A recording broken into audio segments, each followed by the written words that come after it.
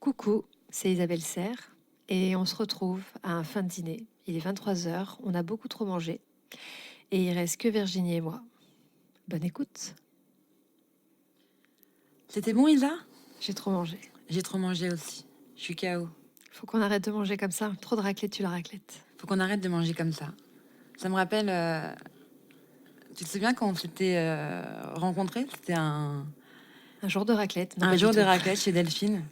Quel enfer! Non, oui, on s'est rencontrés il y a déjà ça quelques années maintenant. Il y a beaucoup de chemins qui... 10 ans, je crois, hein, 10 bientôt. ans.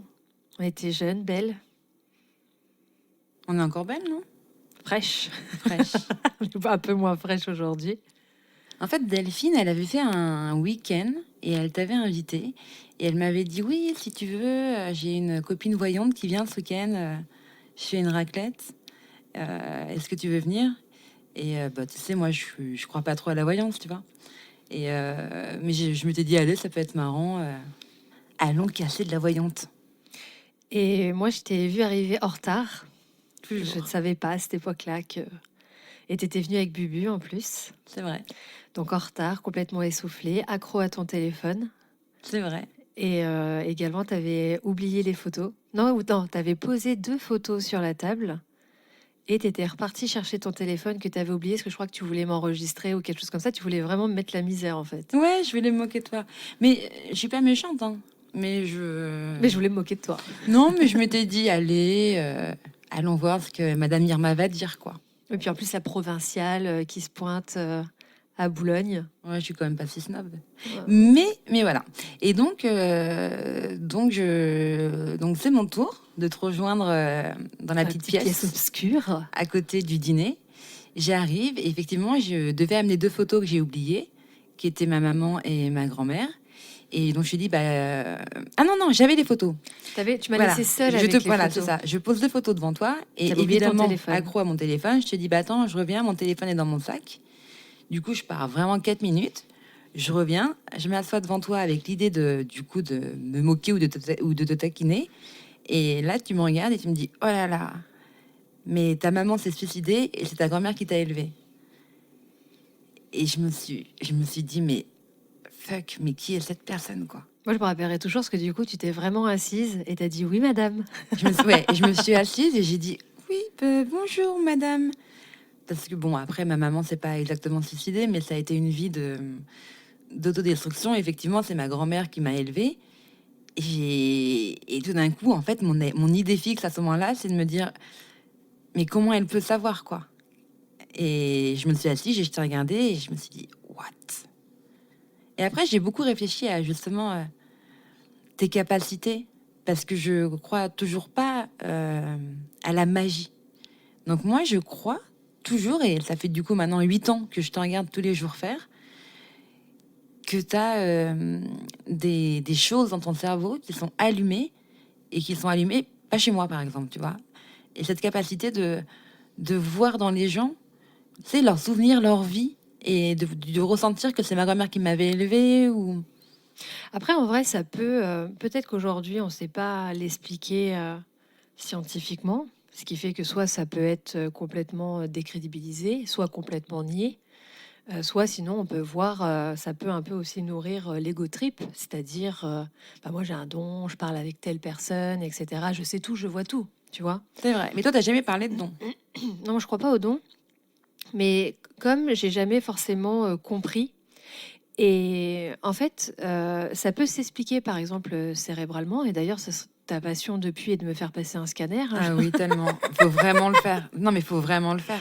Et le comparer avec un cerveau Je veux t'ouvrir comme la le mien. boîte Non, crânienne. non, mais je suis persuadée qu'on peut se dire, ah ouais, donc chez cette personne-là, tout ça s'allume. Oui, mais par exemple, on va dire, parce que moi je crois en l'âme, en la réincarnation, etc. Pour moi, je crois pas qu'au corps physique ni qu'à l'esprit. Je pense qu'il y a une dimension spirituelle qui anime tout ça et que, par exemple, certaines énergies de mon âme peuvent aller activer certaines parties de mon cerveau. Tu vois, au-delà de l'hérédité, on va dire, de la loterie, de la génétique, ou d'une forme de résilience que j'ai pu développer de par mon passé qui me crée, on va dire, une super empathie. Moi, je trouve que cette explication-là parce que t'es pas la seule à qui j'ai tiré les cartes dans ma vie. J'ai tiré des cartes à des centaines et des centaines de personnes. Il y a des détails que ce soit prévisionnel comme captionnel. La meuf qui je viens d'inventer un mot. Captionnel, Mais ça fait érudit. non, ça fait style. Acheter mes ouvrages, je sais parler français, je sais inventer des mots. Mais non, le fait de voir ou de savoir des choses que je suis pas censée savoir dans le détail va au-delà, je pense, qu'une empathie. Après, je t'avoue que personnellement, et c'est peut-être une erreur de ma part, mais je me suis pas davantage focalisée sur qu'est-ce qui se passe. Je me suis davantage focalisée sur l'aide que ça a apporté en Oui, fait. bien sûr. Donc, et puis, je pense aussi que ne pas savoir, moi j'adore la magie, mais moi je crois pas à la magie extérieure, je crois à la magie intérieure. Et ça garde aussi ce côté, ça garde ce côté mystérieux parce que j'aime bien ne pas savoir. J'aime encore avoir envie de découvrir des choses de la vie, mais après, alors ce qui est assez drôle, c'est qu'après cette consultation, tu as voulu absolument me créer un compte Twitter Oui. qui d'ailleurs, je crois qu'il y a 3 tweets parce qu'ils me font peur, les gens sur Twitter. Mais j'ai repensé dernièrement là, à se remettre sur Twitter. On en reparlera. Mais c'est parce que ma seule façon de pouvoir... En fait, il m'avait un peu impressionné. Et du coup, ma seule façon de pouvoir réagir... Parce qu'à cette époque-là, tu étais community manager. Ouais, et c'était vraiment mon domaine d'expertise. Et je crois que quand quelqu'un comme ça te fait un effet waouh, tu as besoin de compenser. Ah, t'as voulu reprendre le contrôle sur moi, en fait. Inconsciemment, mais oui, c'est sûr. Genre, wow, la meuf est trop chelou, elle me fait peur, elle me raconte des trucs de ma vie. Je vais lui faire un compte Twitter, ça va... Mais tu sais, mon truc de défense qui est habituel. D'ingérence. D'ingérence. Et je pense qu'effectivement, il y a dû y avoir un peu une reprise de contrôle. Et je suis en reprise de contrôle depuis 8 ans, mais... Non, parce que si tu te rappelles bien comment pas. notre amitié a commencé, et après, au-delà de la prise de contrôle, tu as voulu, en gros, un peu me montrer comme une bête de foire. Et tu as dit, vas-y, tu vas faire une conférence, je vais inviter des gens, et tu vas venir faire une conférence à Boulogne. Tu te rappelles ou pas? C'est vrai. J'ai voulu monter un cirque. Et du coup, bah, je savais pas du tout certaines choses sur toi, comme bah, quand on t'appelle, tu réponds pas en fait. Est-ce que tu te rappelles ou pas, je t'ai détesté Ouais, c'était compliqué ce week-end. parce que moi j'étais hyper apeurée et en plus pour la petite anecdote, mon père venait. Tout à fait. Donc j'avais besoin de savoir comment ça se passait. J'étais jamais, c'était les premières fois où j'allais à Boulogne, donc j'étais très impressionnée bien sûr. par la grande ville. Et la conférence s'est passée, mais dans les sangs et les fait. larmes. Mais comme beaucoup de choses qu'on a fait après. Ensemble. Mais en vrai, c'était pas pour bête de foire, hein, c'est que j'étais épatée. Et du coup, je voulais montrer aux gens. Bête de foire. Regardez la dame. Non, là. ma copine, regardez, elle est trop forte. Allez-y, nourrissez-la. Nourrissez-la, vous allez voir. Elle va vous faire un show. Mais toujours avec ce truc de regardez, elle est incroyable. Mais est-ce que quelqu'un comprend quoi? Est-ce que quelqu'un peut m'expliquer? Ah, il y avait peut-être aussi. Est-ce que inconsciemment, il n'y avait pas une envie de débunk? De dire que quelqu'un. Tu vois, parce qu'en plus, tu m'as. Oh non, mais en plus, tu sais, c'était assez drôle parce que. D'un côté, c'était quand même très bienveillant et tu as quand même une très grande bienveillance parce que, je sais pas si tu te rappelles, c'était des gens du théâtre, tu sais, du théâtre, etc. Donc, il y avait quand même de nouveau une certaine forme de choses que tu maîtrisais, tu vois. Oui, oui. Donc, peut-être encore, en fait, je prends conscience, ça fait 8 ans que tu cherches à me contrôler. Non, pas contrôler. Non, c'est pas vrai, c'est pas contrôler. Mais de comprendre. Après, débunker, j'ai jamais cherché à être débunké. En fait, j'ai vraiment une grande foi en toi. Pour ça que quand tu m'as dit je vais faire des cartes, est-ce que tu peux m'accompagner dans le projet? Moi, les cartes en tant que telles, Ah, mais attends, parce que là, tu vas un petit peu vite parce que du coup, rappelle-toi, cette conférence-là, on s'est à peine. Moi, c'est mon caractère, donc du coup, ça a été la froideur glaciale. Et en fait, le lendemain, on se revoyait, on allait prendre un petit déjeuner. Et du coup, on a parlé. Et pour moi, c'est là on s'est où rencontrés. notre amitié a vraiment commencé parce qu'on a, tu vois, je commence à trembler. On a discuté des heures, des heures, des heures. Et en vrai, c'est. Après, là, il y a eu différents événements, mais c'est à partir de ce moment-là que Virginie et Isa se sont rencontrées, quoi. Et tu m'as parlé de ta grand-mère, etc. Et après, je t'ai enregistré comme Ilsa Magique dans mon téléphone. Et je suis toujours. Et tu es toujours.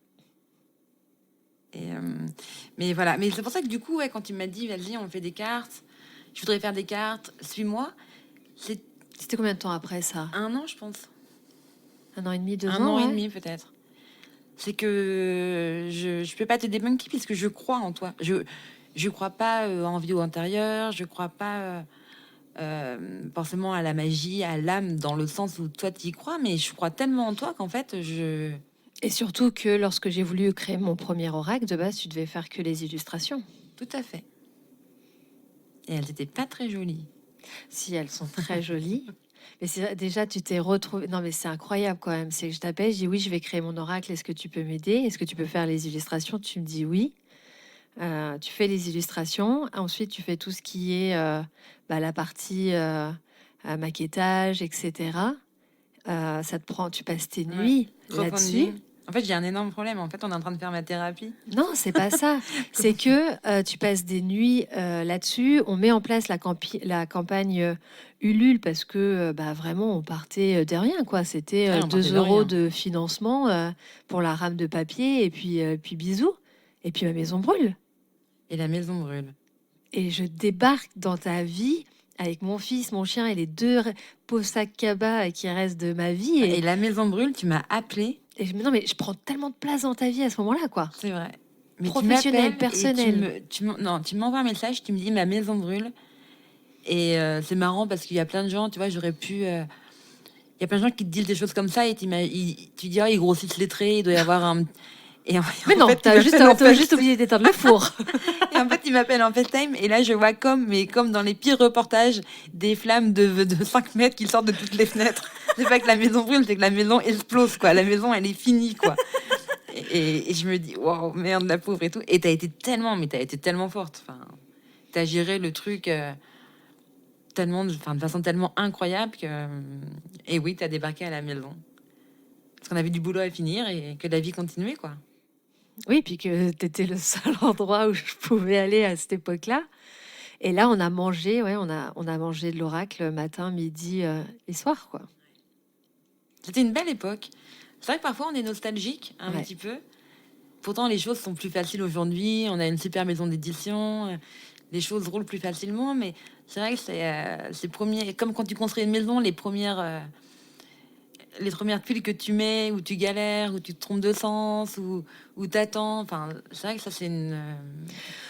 Et puis on était, je pense qu'on était que toutes les deux. C'était toi et moi face, entre guillemets, contre le reste du monde. Entier, Non, toi mais c'est seul à vrai. mes côtés. Non, c'est vrai. Et puis, je pense que également, toi et moi, on n'avait pas conscience de, Ah, de du la succès que naissance, t'aurais, de la surtout. naissance d'Isabelle Ouais, Serre. ouais, non, non. On Parce aurait eu beaucoup plus peur sinon. On aurait beaucoup plus peur. Peut-être qu'aussi, j'aurais été beaucoup plus insupportable. On ne sait pas, en vrai. On sait pas. Non, t'as jamais été insupportable en vrai par rapport à ça. T'as jamais eu la grosse tête. Vraiment pas, quoi. Bon, sauf quand tu snobs les gens dans la rue. Quand tu Non, marches tu sur les snobs pieds. pas les Non, gens non, dans la non, rue. non. Mais ils te font peur. Non, oui, je suis pas quelqu'un de, je suis pas quelqu'un de social. Mais ce qui est incroyable, vas-y, on passe à autre chose. Mais non, ce qui est incroyable aujourd'hui, c'est que voilà, en fait, c'est fou parce que de quelques illustrations aujourd'hui, tu travailles toujours avec moi, Oui, qu'on est toujours amis, toujours. On n'est pas amis, on est sœurs. mais on s'amuse moins. Et on s'amuse moins. Alors, qu'est-ce qu'on fait, Virginie? On crée un On podcast. a dit qu'on voulait devenir détective privé. On crée un podcast. Non, après, je pense aussi que lorsqu'on a commencé aussi l'oracle, il y avait moins aussi ces questions de, de l'incidence. Oui, incidence que tu aurais sur les gens. Ouais. Bah oui, après, effectivement, l'ampleur que tu as pris, je pense que tu t'en es rendu compte au moment où tes consultations, il y a commencé à avoir énormément d'attentes et plusieurs mois, et que tu as eu des messages de personnes qui disaient ok, bah moi j'attends de t'avoir en direct et je verrai ce que je fais. Et là, je me souviens, tu étais terrifiée, tu as dit mais les gens en fait mettent leur vie en arrêt en attendant que je vienne leur donner la réponse. Et tu as dit mais moi je voulais pas faire ça en fait, je voulais leur donner des outils pour qu'ils aillent se rencontrer, pour qu'ils aillent se connecter à eux. Et en fait, ils sont devenus dépendants du produit qui était censé les rendre indépendants. Et de là, tu as arrêté les consultations. Puis le produit, en fait, c'était moi, par rapport Oui, et du au... coup, le produit, c'était toi. En fait, donc l'oracle chakra du cœur, on l'a fait 2 fois en auto-édition et après on a rencontré Guillaume. D'ailleurs, Guillaume, il va encore nous raconter pour la 100e fois Notre rencontre. notre première rencontre. Et ouais, je sais pas si tu te rappelles, donc on a ressorti l'oracle chakra du cœur et ensuite, donc avec les illustrations d'Amanda et ensuite l'oracle mission de vie. Et moi, c'est là en fait où j'ai fait ce que moi j'appelle dans mon langage à moi, ma première nuit noire de l'âme. C'est-à-dire que tu as pris les réseaux sociaux pendant 15 jours, tu te rappelles pas, je sortais plus. J'ai même j'ai même appelé Guillaume pour dire on arrête tout.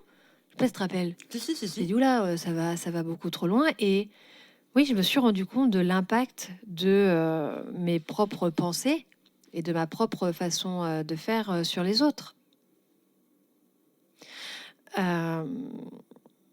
Et donc là, oui, j'ai fait ma première nuit noire de l'âme parce que la notoriété a commencé et en fait, je me suis rendu compte que c'était peut-être utopique ma volonté de il y a l'outil et puis ils vont s'en servir pour se révéler eux-mêmes. Et en fait, je m'étais pas mise dans l'équation.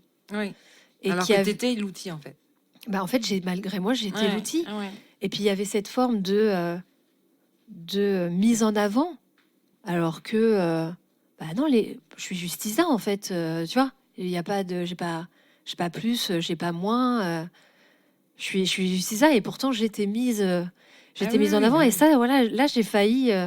Après, je savais pas qu'elle allait avoir plein d'autres fois où je me dis allez c'est bon j'arrête. Mais c'est la première fois ouais où je me suis dit vas-y, j'arrête en fait parce que moi je veux pas être un gourou. Je veux pas être un gourou. Ouais. T'as toujours eu cette peur d'être un gourou. Ouais. D'être un gourou. Mais en fait, plus je suis connue et plus j'ai peur. Ouais. Ça m'apaise pas en fait là. C'est ça que parfois on comprend pas, c'est que moi la notoriété elle m'apaise pas en fait. Parce que plus je suis connue et plus je flippe. Ouais, bien sûr. Et plus je suis connue et entre guillemets, moins je veux l'être.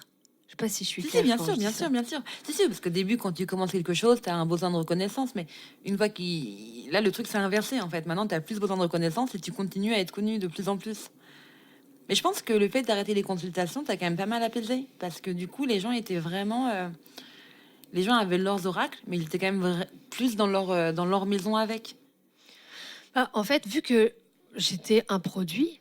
Je restais le produit phare, on va dire, de ma collection d'oracles. Oui, c'était moi.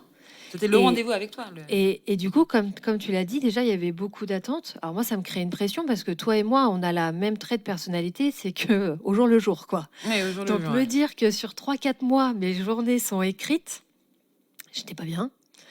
Ça allait pas bien non plus, Ménaël.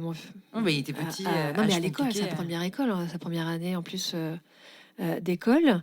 Et puis surtout, je me suis rendu compte des biais cognitifs parce que certes, on est des âmes spirituelles qui vivons une expérience charnelle. Ça, c'est des très belles phrases à dire, mais au-delà de notre intuition, nos énergies, etc., on est cognition, c'est-à-dire on a un cerveau, on fonctionne grâce à des neurones, des synapses, etc., un système nerveux. Enfin bref, on est beaucoup plus on n'est pas paix, amour et lumière, quoi. On est beaucoup plus que ça.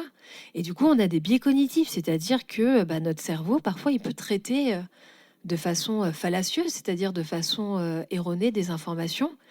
Et il y a un moment, en fait, où j'ai ouvert les yeux sur les biais, par exemple, le biais d'autorité, quoi. C'est-à-dire que, au nom que je suis Isabelle Serre, je peux imposer des ressentis sans prise de recul. Et je pense pas que ça, les personnes, elles avaient conscience de ça, et c'est par respect pour elles que j'ai arrêté. C'est que vraiment, vu que c'est Isabelle Serre qui dit, va à droite plutôt qu'à gauche, je vais à droite, c'est un argument d'autorité. C'était beaucoup trop fort. Il y avait aussi une forme de biais de soumission, du coup. Je me soumets parce que c'est Isabelle Serre qui le dit. Et puis complètement une fuite de soi. Moi la chose que je t'ai jamais entendu dire des va. T'as jamais eu de propos autoritaires. Non. Ça, c'est jamais. T'as toujours Bah, j'ai du mal à prendre des décisions pour moi, alors pour les autres. Non, mais tu disais peut-être que tu devrais. Enfin, même pas. C'est même pas. Il se pourrait que peut-être potentiellement dans un futur plus ou moins lointain. T'ai jamais entendu dire à quelqu'un quitte-le, marie-toi. Ah non, si par contre, j'ai déjà dit quitte-le, mais là c'était pas du tout basé. Pareil, il y a beaucoup de fois pendant les consultations où on pouvait me dire waouh, quel médium incroyable. Et je disais non, là c'est juste de la psychologie en fait, tu vois. Oui. Et les fois, par exemple, j'ai dit quitte-le, c'est que, alors désolé, hein, mais ça se voyait vraiment que c'était un gros trou du cul, qu'on était dans une relation complètement toxique et que la seule solution, c'était de se tirer. Donc j'ai déjà dit quitte-le. Hein. J'ai déjà dit quitte-le, mais jamais au nom de l'archange Michael. Jamais au nom d'une canalisation divine. Quoi. Oui, tu disais là, c'est là qui te parle. Je pense que. En fait, les consultations, ça me manque plus du tout. Mais par contre, c'est un métier qui est incroyable et qui m'a énormément appris. Parce que tes temps... alors, désolé, hein, je prends pas une fonction qui n'est pas la mienne, mais parce que j'ai qu'une licence de psycho, je suis pas psy, mais t'es temps psy, que maman, que la grande sœur, que la meilleure amie. Tu as toutes ces casquettes-là, en fait. Et ça apprend énormément. Il n'y a pas une consultation qu'on a fait une autre. Il y avait des consultations où je touchais pas du tout les oracles, mais c'est surtout qu'à la fin, à la fin, je ne touchais plus les oracles. Et à la fin, je passais mon temps à poser des questions en disant mais pourquoi tu demandes ça? Pourquoi c'est ça le sujet de la consultation? Toi, en fait, c'était la méthode qui. C'était les prémices de la méthode. C'était les prémices de la méthode. Mais en fait, vraiment, j'ai ressenti un soulagement quand j'ai arrêté et une forme vraiment de respect envers moi et de respect envers les personnes qui me suivaient parce que je trouvais ça dégueulasse le rôle que je pouvais avoir sur ces personnes-là, en fait. Ça m'intéressait pas. Bien sûr. Et du coup, tu penses que la méthode, c'est une continuité normale de ton travail? C'est quelque chose qui est venu interrompre? Non, c'est purement marketing. Non, je sais que non. Non, justement, il y aurait des choses plus faciles à faire au niveau marketing que... En fait, c'est en lien avec mon cheminement. Lorsque toi et moi, on s'est rencontrés, je sais pas si tu te rappelles, j'avais beaucoup de... la vie était comme ça. J'étais dans ce que moi aujourd'hui j'appelle l'excuse spirituelle. Je sais pas si tu te rappelles. Si, oui. Parce que même des fois on pouvait entre guillemets se disputer parce que quand tu remettais un peu trop en question les choses, du coup moi ça me créait de la dissonance et je refusais cette dissonance et du coup je me fâchais un petit peu quoi. Oui, où tu me disais non mais toi t'es coupé de ta spiritualité. Enfin, le débat n'y avait pas lieu parce que moi j'étais coupée de ma spiritualité. Ouais, c'était en gros c'est de l'excuse spirituelle ça. Et je me rappellerai toujours de cette en fait, je m'autorisais pas à douter. Aujourd'hui, je le sais. En fait, je m'autorisais pas à douter de certaines certitudes, comme tout est explicable, tout a un sens. Tu vois, je disais toujours tout a un sens. Non, tout n'a pas un sens, tout n'a pas une raison en fait. On est des êtres complexes qui vivons dans un monde complexe et des fois, il y a des événements, il n'y a pas de sens. Cherche pas, il y en a pas, tu vois. En fait, je me rendais compte que c'était l'excuse spirituelle et en fait, je pouvais pas douter. Parce que si je doutais, je me regardais et je voyais ma souffrance intérieure. Et j'avais eu trop mal, et j'avais trop mal, et à cette époque-là, je pouvais pas la gérer. Tu pouvais pas te dire que tu avais eu tout ça et que ça n'avait pas de sens. Ou que j'avais encore mal aujourd'hui. Oui, bien sûr. Moi, c'était... j'ai vécu une enfance terrible, mais c'est parce que j'ai une mission. Cette mission... Ça m'avait très choqué quand on avait été marcher. On se connaissait depuis peut-être 6 mois. On avait été...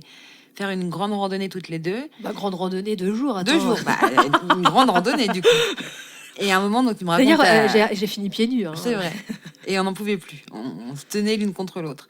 Et tu m'avais dit, tu m'avais un peu parlé de ta vie, et tu m'avais dit non mais moi j'ai la certitude que quand on vient sur Terre, l'âme choisit les épreuves qu'elle va l'âme, la vie qu'elle va incarner, et elle choisit les épreuves qu'elle va vivre. Et donc, tu me disais, en fait, moi, je suis OK avec ce que j'ai vécu parce que je l'ai choisi. Et je me disais, wow, quand même vachement radical. Et puis surtout, c'est quand même très dur de se dire ça, quoi. Ouais, mais il fallait qu'il y ait un sens à cette époque-là. Aujourd'hui, je suis beaucoup plus nuancée par rapport à ça. Mais en fait, il fallait que... J'avais besoin de gérer cette douleur et en fait me dire que j'étais une guerrière et donc c'était, entre guillemets, normal que j'ai vécu tout ça. Ça donnait un sens. Et surtout, ça me permettait de me croire résiliente, alors qu'à l'époque, j'étais résistante. Voilà, je n'étais vraiment pas du tout résiliente. Et c'est pour ça que je ne pouvais pas remettre en question ces certitudes-là. Et je me rappellerai on s'est toujours, depuis qu'on s'est rencontrés, maintenant tu le dis moins, mais les premiers mois, c'était toujours t'es sûr? Et je l'écoutais pas, le t'es sûr? Et je me rappellerai toujours, c'était une après-midi dans mon placard, donc ce petit appartement de 30 mètres carrés à 1000 balles par mois à Boulogne. Boulogne m'a saigné. Je te revois à la fenêtre, qui faisait hyper chaud, et vu qu'on avait créé un mur, l'air ne passait pas dans cet appart. Donc, je sais pas si tu te rappelles, on avait tout le temps chaud dans mon appart. Et tu étais à la fenêtre, et cette fois-là, tu me l'as redit encore. Tu m'as dit, mais t'es sûre? Et je sais pas pourquoi, j'étais prête à l'entendre. Et en fait, j'ai pas osé te l'avouer, mais il y a une voix qui a dit non, Je suis pas sûre, oui. non, t'es pas sûre, Isabelle, en fait.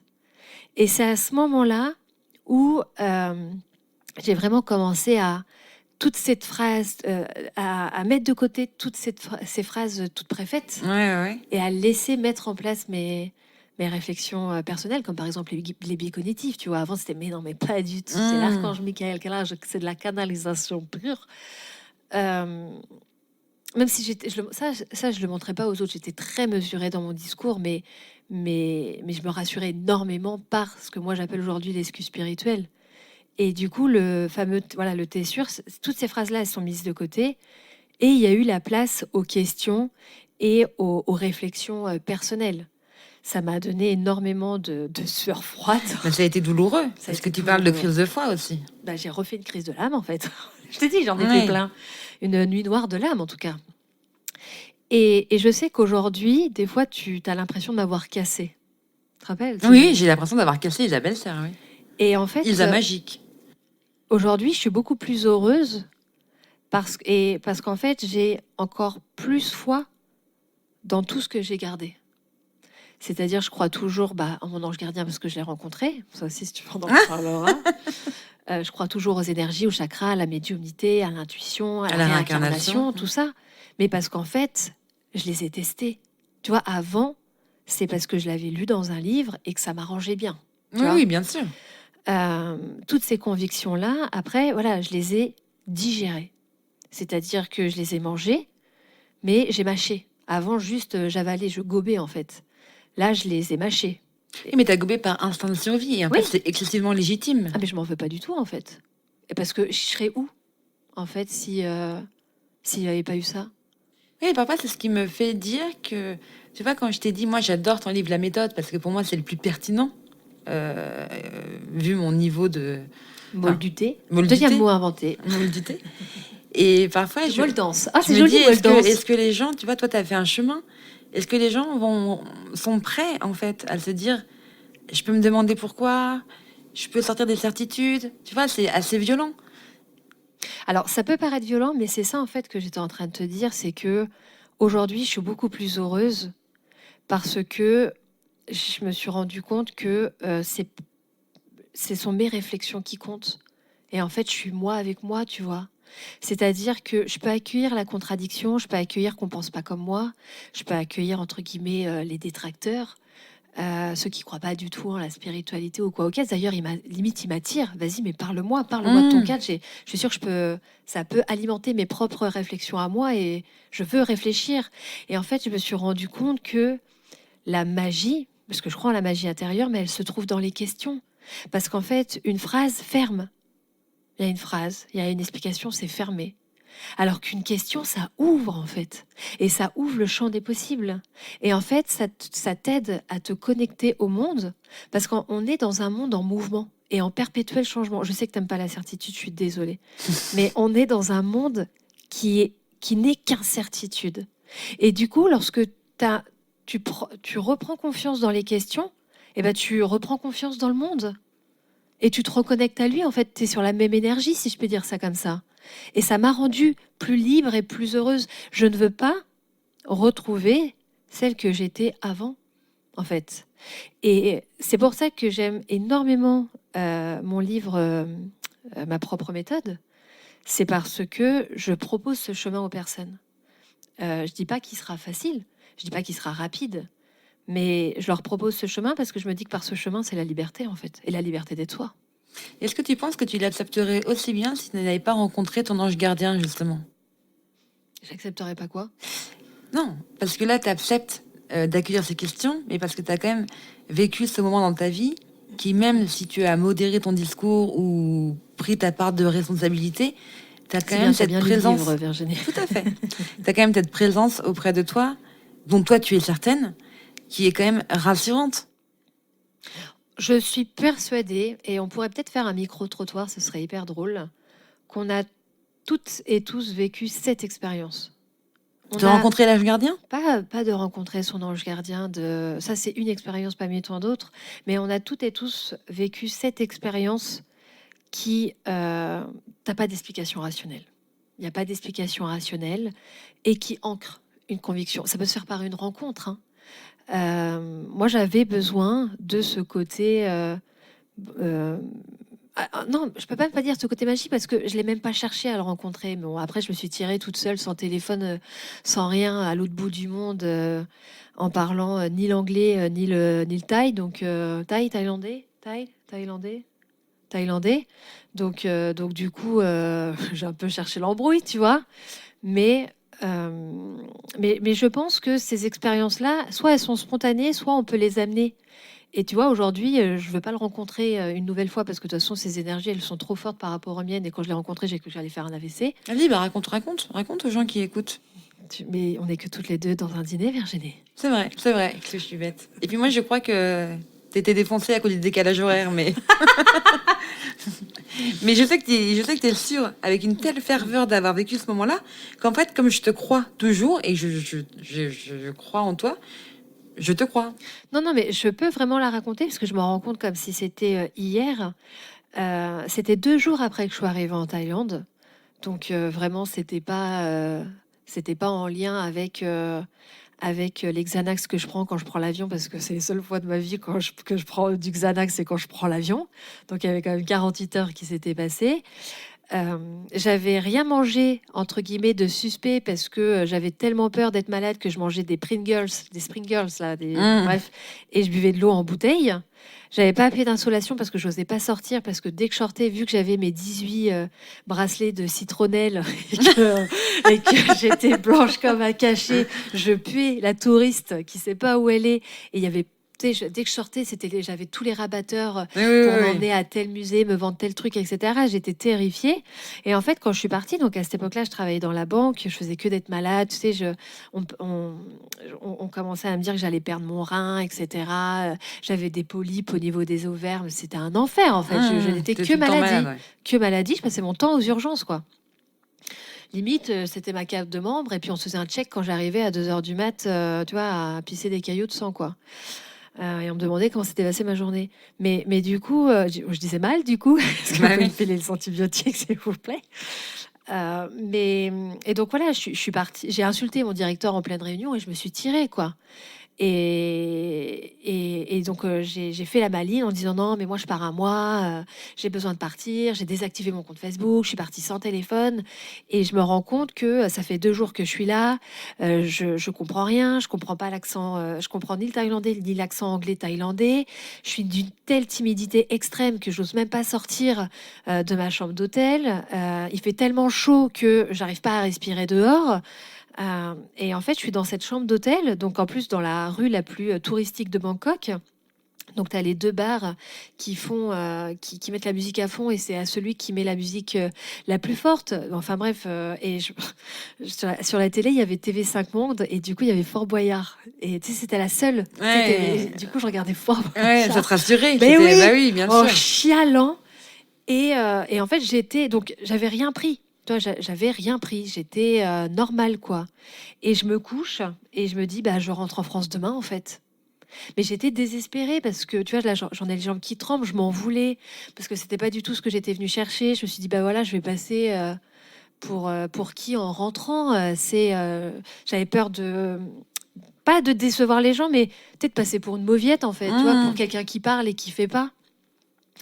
Et je me couche, voilà, et ma tête se met à vibrer. Et là, vraiment, je me suis dit, bah, c'est bien, Isabelle, tu vas faire un AVC en Thaïlande et on va retrouver ton corps dans 15 jours. Toi, les faits divers, quoi, Mmh. dans les faits divers.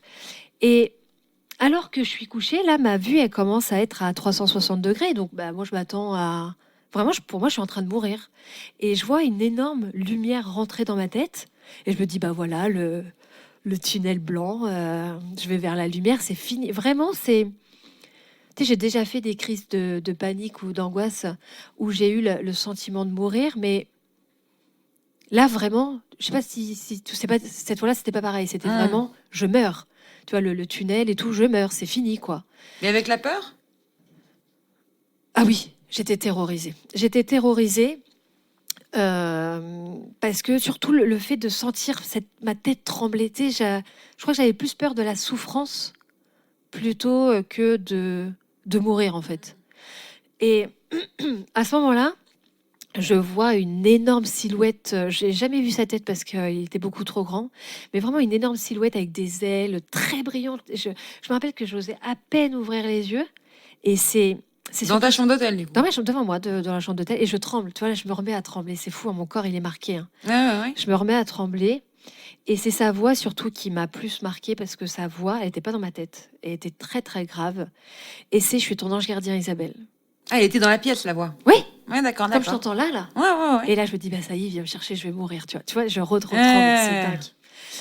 Et il me dit, ça fait des semaines que j'essaye de rentrer en contact avec toi. Tu es têtu, tu ne m'écoutes pas. Et je me rappelle dire, oh, c'est bon, ça va. Tout en tremblant et en paniquant, quoi. Hein. Et il me dit, ne rentre pas en France, quitte Bangkok, va dans le nord de la... Je vais pleurer. Va dans le nord de la Thaïlande, ta vie va changer, tu vas changer la vie de centaines de personnes. Et il s'en va. Et ma tête, elle ne vibre plus. La chambre, elle redevient toute noire. Et en fait, je me mets à pleurer. Mais je pleure parce que, pour la première fois de ma vie, j'ai ressenti l'amour inconditionnel.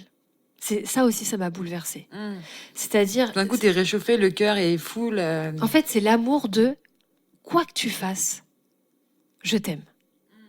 Et ça, tu vois, je le retrouve depuis que je suis maman, avec mon fils. Et encore, il n'est pas aussi fort que ce que j'ai ressenti là. Et je me suis relevée et j'ai tourné en rond dans ma chambre et j'ai répété en boucle, je ne suis pas folle, ils existent vraiment. Et j'ai tourné en boucle. Je ne sais pas combien de temps j'ai fait ça.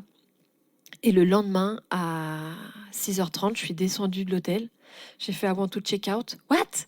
I want to check out. J'arrivais pas à leur parler. C'était horrible. Je voulais juste me tirer de là. Je suis partie prendre un train à Bangkok et je suis partie dans le nord de la Thaïlande, quoi. Ça a été dur. Mais là, du coup, vaillante. Ouais. Ben, j'étais je savais pas encore ce que j'allais faire. Toi, je me disais pas, bon, bah voilà. Toi, si à cette époque-là, mon ange gardien, il aurait dit oui, tu vas être édité internationalement, etc. J'aurais dit oui, ouais, c'est bon, détends-toi, José, ça va bien se passer, tu vois. Je l'aurais pas cru, en fait. Tu vois, déjà, la notion de centaines de personnes, aujourd'hui, quand je te la rencontre, je me dis, putain, c'est peut-être un peu égotrique, un peu égotrip, ce truc-là, et pourtant, c'est la vraie phrase. Ouais. Et, non, et en plus, il a dit des centaines et des centaines, tu vois. Et moi, je me suis juste dit, vas-y, tire-toi et va dans le nord de la Thaïlande, quoi. Donc, c'est là où je suis allée faire mon trek, où j'ai rencontré plein de gens, où j'ai rencontré Sophie, une Française, avec qui on a voyagé 10 jours ensemble, qui a changé ma vie aussi parce que c'était mon opposé. Elle était... Moi, à cette époque-là, tu vois, on était en Thaïlande, j'avais 2 débardeurs, un t-shirt. Je me cachais, en fait, j'étais pas en short. J'avais un legging jusqu'en bas des pieds, quoi. Et c'est elle qui m'a dit, non, mais tu vas m'enlever ce t-shirt-là, ce débardeur-là. T'avais quoi comme tatouage à l'époque? J'avais que mes 2 ailes d'ange sur les poignets. Ah oui, un bébé tatoué, quoi. Bébé tatoué. Et d'ailleurs, je les ai toujours de les montrer. Enfin, ah oui, genre, je suis bad girl. Et je m'en suis fait 2 là-bas, d'ailleurs. Je me suis tatoué l'œil dans le dos et sur le pied. Je me suis tatouée en Thaïlande, avec Sophie, d'ailleurs. Et non, elle, c'était vraiment mon opposé. Elle était artiste peintre, elle parlait à tout le monde, elle avait hyper confiance en elle, mais j'étais béat. Et elle a eu une énorme également influence sur moi parce que on était toutes les deux, c'est un truc de... Je l'ai rencontrée dans une gare, le soir même, on dormait ensemble dans le même lit dans une chambre d'hôtel, mais ça peut se passer qu'en Thaïlande, ça, tu vois. Ouais, bien sûr. Et voilà, j'ai rencontré plein de gens. Et ce qui est dingue, c'est que quand je suis rentrée, donc Muriel, qui est une de mes très très anciennes amies et pareil, que je considère comme une de mes sœurs, je me rappellerai toujours quand je suis rentrée, je suis partie qu'un mois, hein. Elle a fait le tour de moi et elle m'a dit: «Tu changé». Elle a dit: «Il y a quelque chose qui s'est passé, mais tu changé». Et du coup, bah, j'ai quitté la banque et j'ai créé, les oracles d'Isa. Mais moi, je pensais juste que j'allais passer ma vie à faire des consultations et à aider Oui, plein de gens oui, oui. parce que je faisais des consultations. Et tu penses que Voilà. c'est le même ange gardien qui est venu te voir quand tu m'avais dit que tu avais senti une présence qui t'avait dit tu vas faire les lumières du jour? Non, C'était, tu m'avais dit qu'il t'avait assis et non, là, je pense pas que ce soit mon ange gardien. Tu sais que, tu relou. Tu sais que, sur chacun des oracles, avant que Victoire naisse, c'était marqué Aménaël et alors. Et Laure, c'était une cliente à moi qui a eu malheureusement plusieurs cancers et dont donc c'était une femme incroyable, euh, un ange sur terre. J'adorais la voir au téléphone, d'une résilience. Vraiment, pourtant elle avait son mari fou amoureux d'elle et ses 3 enfants et elle me disait de profiter de la vie parce que la vie était belle. Et son dernier combat a été trop dur. Et donc Laure est partie. Et c'est suite à ça d'ailleurs que j'ai en sa mémoire que chacun de mes oracles lui est ah oui, dédicacé. tout à fait. Et Laure, une semaine avant de décéder, m'avait laissé des vocaux que j'ai écoutés une seule fois de ma vie. Et en fait, la veille de l'incendie, je les ai réécoutés. Et j'ai dit, je sais pas pourquoi j'avais dit ça, parce que l'incendie, il n'était pas prévu, tu vois. Mais j'ai juste dit, Laure, s'il te plaît, protège-moi. Et en fait, je pensais, vu qu'on était en pleine création d'oracle, tu vois, je me suis dit, bon, bah, c'est peut-être par rapport à la création d'oracle. Et j'ai juste dit, s'il te plaît, Laure, protège-moi. Et ce qui m'a sauvé la vie aussi pour lorsque le compteur électrique a pris feu dans la maison alors qu'on était dedans, c'est que juste avant, il y a une voix qui m'a hurlé dessus et qui m'a dit descends. Et je pense que c'est elle en fait. Je pense qu'elle m'a sauvé la vie. Oui, c'est vrai que tu avais eu cette voix qui t'avait réveillée Ouais, qui m'avait dit descends. Ouais. Et si j'étais pas descendue, j'aurais été prisonnière des flammes parce que le compteur était juste au-dessus de ma chambre. Et donc, c'était une espèce de mezzanine avec, tu sais, les petits escaliers. Là, j'aurais pas pu sortir, en fait. Donc, bah, mes chiens, mon fils, moi, je m'en fous parce que, voilà, c'était surtout mon fils et mes chiens, quoi, Oui, oui, bien sûr. plutôt que mes chiens et mon fils. Mais on serait tous morts. On serait tous morts, en fait. Cette voix qui m'a fait descendre a fait que j'ai pu sortir tout le monde. Sinon, j'étais, même si je m'étais réveillée, j'aurais pas pu descendre parce que j'étais sous les toits. Donc, j'étais bloquée en fait. Parce que ma chambre, c'était l'ancien grenier et j'étais bloquée. Donc, ces expériences-là font que je les ai pas inventées. Elles ne me rassurent pas parce c'est pas pour ça que je doute pas, mais ce sont des expériences. Et donc, c'est pas explicable. C'est pas. C'est pas rationnel. Si voilà, c'est pas. Peut-être que dans 20 ans, ce sera complètement rationnel ce que je raconte. Et on me dira bon bah c'est pas. Il est nul ce podcast. Vas-y, passe à une autre parce que franchement, Tout le monde fait ça tous les on jours. a vu ça hier aux 20 h. Ah oui, oui. Mais voilà, c'était pas rationnel.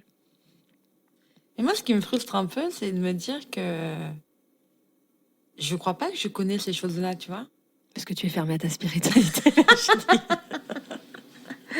Non, non, mais après, alors après, pour le coup, maintenant que je fréquente des gens de ton milieu, je vois bien que c'est vraiment une réalité pour plein de gens. Et je me dis, mais qu'est-ce que tu fais mal, tu vois Je pense pas que c'est de faire mal. Je pense que c'est déjà important entre guillemets, pas le il faut croire pour le voir, parce que là, ça met trop de biais, tu vois. Là, on est trop dans le biais de Mmh. confirmation, dans la distorsion de ce qu'on voit, dans tout ce qui est paréologie, etc. Là, c'est la voie royale vers les biais cognitifs, quoi. Il faut le croire pour le voir. Mmh. Mais je pense que c'est hyper important d'être prêt, peut-être. D'être prête et prêt, et juste de laisser la porte ouverte, tu vois. De laisser de laisser la porte ouverte. Après, c'est aussi, alors là, parce que je crois encore à tout ce qui est mission de vie, à la destinée. Mais aujourd'hui, la destinée, pour moi, elle se nuance et modifie par le libre arbitre. Et pour moi, je préfère le libre arbitre à la destinée, mais il y a quand même une destinée, ça j'y crois. Par exemple, mon fils, tu vois, on est purement dans la destinée. Mais je pense que si ton âme, bah quoique non, parce que tu me côtoies, donc quand même ton âme, elle a un petit peu envie s'ouvrir à la spiritualité, D'ouvrir les chakras. d'ouvrir ses petits chakras, de faire une sortie chakrale, troisième mot inventé. Non, mais je pense que c'est hyper important de... J'écoute beaucoup de zététiciens. Donc la zététique, c'est l'art du doute, mais ils peuvent pas nous blairer. Si un jour ils passent ici, s'il vous plaît, discutons. Ah oui, Ilja aimerait tellement être votre amie. Laissez-moi discuter avec vous, s'il vous plaît. J'ai tellement envie d'apprendre plein de choses. Et peut-être que moi, je peux vous apprendre des choses, on ne sait pas. Sans prétention, bien entendu. Mais une fois, j'avais écouté une émission et un des intervenants disait, mais je pense que la science a beaucoup trop d'a priori pour s'ouvrir à la spiritualité. Mais sans être dans soit l'homme de paille, dans la catégorisation, etc. Et j'ai trouvé cette phrase hyper intéressante. Je pense que pour pouvoir vivre des choses comme ça, il est très important de se dépouiller de ses a priori. C'est-à-dire juste accueillir et se dire, si c'est là, c'est OK. Tu vois, c'est pourquoi pas. S'enlever ses a priori. Oui, bien sûr. Après, il y a des grands scientifiques qui avaient énormément la foi. Einstein, c'est plus connu. Einstein. Donc, ça te fait aussi te dire si des hommes de science comme ça, ils étaient capables de laisser une porte ouverte à leur foi. Mais combien de personnes qu'elles étaient ingénieurs dans le droit. Moi, j'ai eu des... Moi, je suis très riche de par la vente de... Non, je suis très riche des expériences que j'ai écoutées et que les personnes avec qui je faisais les consultations m'ont partagé. Je leur serai toujours reconnaissante par rapport à ça, parce qu'elles m'ont apporté une énorme richesse, en fait. Et combien de personnes étaient ingénieurs, travaillaient dans le droit, étaient médecins, scientifiques, laborantins, pharmaciennes et pharmaciens, et un jour ont tout lâché pour aller vers la voie de la spiritualité, tu vois. C'est en ça que la seule chose que je trouve dommage aujourd'hui, c'est qu'il y a une forme d'affrontement. Tu sais, un peu une guerre de vérité, une guerre de... Ah oui, bah oui, mais là, c'est l'époque où les gens veulent savoir tout. Mais si on veut savoir pourquoi on parle pas, parce que évidemment, comme dans tout domaine, il y a des dérives. Il faut savoir que naturellement, on a en nous, de par notre évolution et de nouveau notre cerveau, ce besoin de domination. Ça, chaque être humain l'a en lui. Après, tout dépend de son libre arbitre. Mais donc, du coup, il peut y avoir cette notion de contrôle, de pouvoir, d'argent aussi, matériel, mais dans n'importe quel domaine. Et comme si tu dis, l'être veut savoir pourquoi on parle pas, en fait. Tu vois. Et pourquoi on s'enlève pas cette fucking couche d'a priori pour discuter, plutôt que d'être dans ce que nous, on appelle dans notre milieu l'effet miroir, dans le milieu, dans la catégorisation, tu vois, et puis même parfois dans la calomnie et l'harcèlement, quoi. Mais parle-moi, en fait, et juste enlève-moi cette putain d'étiquette que tu m'as mis sur le dos, sur le front, sur les joues, sur le menton, je sais pas où tu l'as mis, mais regarde-moi et parle-moi. Tu passes ton temps à dire aux gens doutez de moi. Ouais, douter de moi, oui. Tu penses qu'ils y arrivent ou pas? Tu pourrais douter de toi si t'étais toi avant, en écoutant une nouvelle toi? Mais moi, je doute encore de moi aujourd'hui, parce que j'ai accueilli le doute. Le doute est salutaire. En fait, on peut aussi souvent entendre le doute est l'ennemi de la foi, mais moi, j'ai pas la foi déjà. Si j'ai foi, c'est foi en moi. Ah si, t'as une certaine foi. Non, c'est des convictions. C'est-à-dire que je pourrais vu que je les ai vécues, je pourrais me dire, moi, je crois ce que je vois et je l'ai vu. Tu vois. Donc, je peux me positionner en tant que saint Thomas, si j'ai envie d'embêter un petit peu. C'est plus le domaine de la foi, c'est le domaine de l'expérience. Ouais. Voilà, c'est le domaine de l'expérience. Et c'est pas juste ça. Là, je te les raconte parce que c'est les plus marquantes, mais j'ai pas vécu que ces deux expériences-là.